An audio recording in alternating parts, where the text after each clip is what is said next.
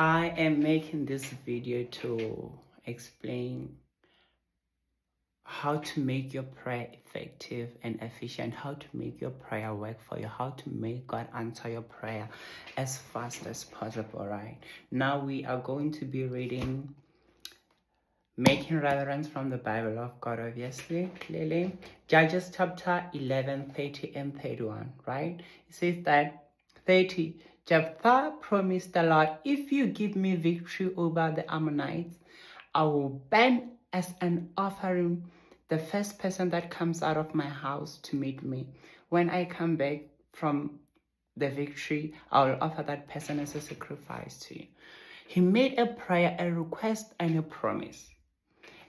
And he says, God, if you give me victory, he was going to battle to fight the Ammonites, right? Verse 6, they said, come and lead us so that we can fight the Ammonites, right? So there were many of them as opposed to the Israelites. And he prays to God, he says, God, if you give me victory, I will give you this. When you pray to God, God, do this for me, I will do this. And he's so faithful. He doesn't want you to comply first. He starts first, he leads, and then you fulfill your promise later. And then now we are going to be reading Samuel, 1 Samuel chapter 1, verse 11. It says, Hannah made a solemn promise. Almighty Lord, look at me, your servant, see my trouble and remember me.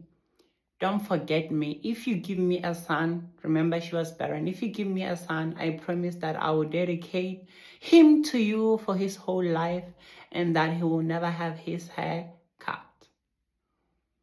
You see, she asked God for a son because she was barren the entire time. And said, God, if you do this for me, I will do this. And God answered her prayer. God answered Jephthah's prayer when he says, give me victory and I will give you as a sacrifice the first person to come out of my house to meet me when I leave. Now, the third reverence I'm going to be making on how to make your prayer effective and efficient, how to touch the heart of God. You pray and then make a promise. It's Genesis chapter 28. Yes, follow through with me. Verse 22. Now it's Jacob. It says, this memorial stone which I have set up will be the place where you are worshipped, and I will give you a tenth of everything you give me. Now, he prays God, if you make everything go well for me, I will give you a tenth of everything you give me. Always make an exchange with God. And God made everything go well for Jacob. He went